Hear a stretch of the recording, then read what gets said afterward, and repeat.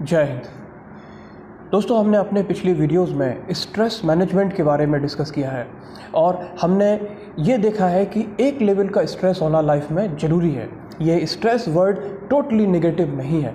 एक लेवल का स्ट्रेस का होना लाइफ में ज़रूरी होता है, क्योंकि अगर आप जीरो स्ट्रेस लेवल में हैं तो आप आलसी हो जाएंगे। आपकी जो टोटल परफॉर्मेंस है वो अफेक्ट होगी। आप अपने गोल्स टाइम पे अचीव नहीं कर पाएंगे और ऑप्टिमम लेवल के बाद जो एक स्ट्रेस होता है, जिसमें स्ट्रेस ज़्यादा लाइफ में हो जाता है, वो आपके लिए हानिकारक है। उससे आपको नुकसान होते हैं।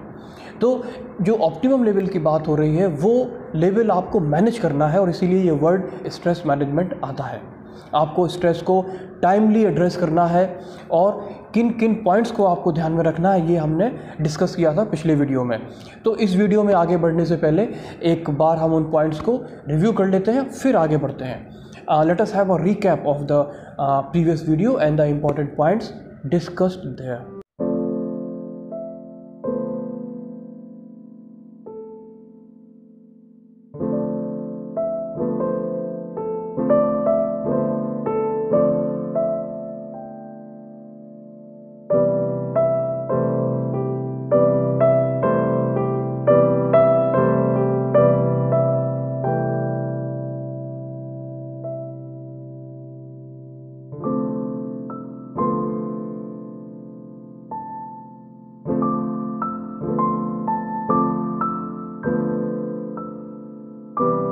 टेंथ पॉइंट है बी विलिंग टू कंप्रोमाइज़। इसको थोड़ा समझने की ज़रूरत है। कंप्रोमाइज़ जनरली लोग नेगेटिव कॉनोटेशन में लेते हैं। महेंद्र सिंह धोनी का हम एग्जांपल लेते हैं कि उनको हमने क्रिकेट गेम के one of the best finisher में हमेशा लिस्ट किया है। शायद he is one of the best finisher of all time of the game. और उनके गेम को अगर आप स्टडी करो कि वो सिचुएशन के हिसाब से हमेशा उन्होंने अपने गेम को शेप दिया। जब ज़रूरत होती थी तो वो सिंगल डबल्स लेके खेलते थे, डिफेंस भी करते थे, और उसके बाद जब ज़रूरत होती थी तो बड़े शॉट्स मारते थे। तो बड़े शॉट मारने की एबिलिटी उनमें हमेशा से होती थी, लेकिन जब वो सिंगल डबल लेते थे तब वो सिचुएशन के साथ उन्होंने कंप्रोमाइज़ किया, उस सिचुएशन को सेंस किया और उस समय जो बेस्ट पॉसिबल स्टेप है वो उन्होंने लिया। जिसमें कई बार होता है कि आप थोड़ा सा शांत होते हैं, कई बार थोड़ा सा आप लेम बिहेव करते हैं। ये होता है कंप्रोमाइज़ करना सिचुएशन के हिसाब से, और ये आपको बुद्धिमान बनाता है कि आपने सही टाइम पे सही डिसीजन लिया। Next point, avoid negative thinking. बहुत ज़रूरी है। हमारी लाइफ में ऐसी बहुत सारी बातें, ऐसी घटनाएं होती हैं जो हमारी नेगेटिव थिंकिंग को प्रॉम्प्ट करती हैं। हम मजबूर होते हैं नेगेटिव थिंकिंग के लिए। उसको आपको अवॉइड करना है और उसका तरीका है कि जैसे ही आपके दिमाग में थॉट्स आने शुरू होते हैं, आप उनको कोशिश करें वहीं पे रोकने की और अपने दिमाग को कहीं और इंगेज करने के लिए। ऐसे टाइम पे आप म्यूज़िक सुन सकते हैं, वॉक कर सकते हैं, किसी अच्छे दोस्त से बात कर सकते हैं। नेक्स्ट पॉइंट में डिस्कस करूँगा कि आप नेगेटिव आर्गूमेंट्स में ना पड़ें। नेगेटिव आर्गूमेंट आपका अपने बड़ों के साथ भी हो सकता है, अपने छोटों के साथ भी हो सकता है। बड़ों के साथ अगर आप नेगेटिव आर्गूमेंट में जाते हैं तो बहुत पॉसिबिलिटी है कि आपको थ्रैशिंग और स्कोल्डिंग्स मिलेगी, जो आपको नेगेटिव फीलिंग देगा, आप और स्ट्रेस आउट होंगे। और अगर आप अपने छोटों के साथ आप नेगेटिव आर्गूमेंट में इंडल्ज होते हैं तो बहुत ज़्यादा चांसेस हैं कि एक समय के बाद आपका कन्वर्सेशन उस तरफ जाए जहाँ आपका जूनियर है, असिस्टेंट है, या रिलेशंस में कोई आपसे उम्र में छोटे हैं, वो अगर आपको कोई पलट के जवाब दे देते हैं तो भी आपके लिए स्ट्रेस का कारण होगा। तो आप नेगेटिव आर्गूमेंट को स्टार्ट ही ना करें, और स्टार्ट हो जाए तो टाइमली उसको स्किप करें, उसको आगे ना बढ़ने दें। ये ज़रूरी है। अगला point, look at the bigger picture. दोस्तों, जब भी लाइफ में प्रॉब्लम होती है उसको एक अलग प्रॉस्पेक्ट से, एक बड़े प्रॉस्पेक्ट से देखना चाहिए। सपोज़ करिए कि आप जब 7th 8th 9th ग्रेड में थे, उस समय आपके जो मार्क्स थे, उस समय जब आपके मार्क्स अगर मान लीजिए कम आए तो आपको बड़ा दुख हुआ, आप परेशान हुए। लेकिन आज आप सोचिए कि क्या उन मार्क्स की कोई इम्पोर्टेंस है आपकी लाइफ में, या शायद आपको तो याद भी नहीं होंगे कि मेरे उस समय मार्क्स कितने आए थे सब्जेक्ट में।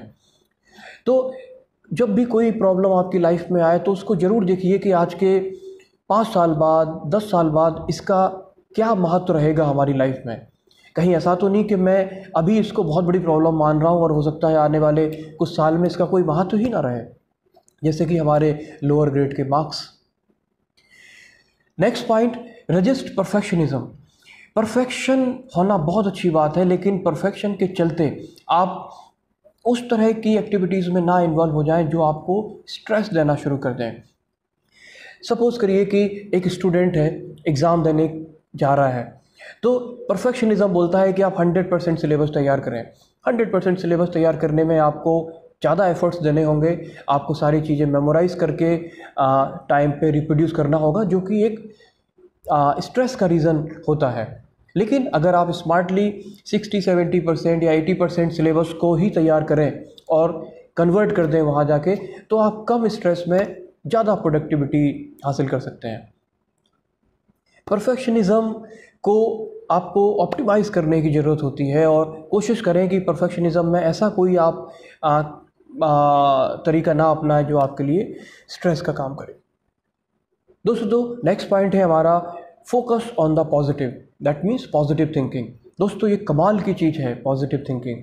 लाइफ में कोई भी घटना होती है उसके हमेशा उसमें एक पॉजिटिव पहलू ज़रूर होता है, और सोचने की बस बात होती है कि अगर आप सोच पाएँ कि इसमें सही पॉजिटिव पॉइंट क्या छुपा हुआ है, तो ये आपकी समस्या को इंस्टेंटली सॉल्व कर देता है। यानी पॉजिटिव थिंकिंग एक बहुत बड़ा सोर्स है आपके स्ट्रेस को बस्ट करने का, आपके स्ट्रेस को रिजॉल्व करने का।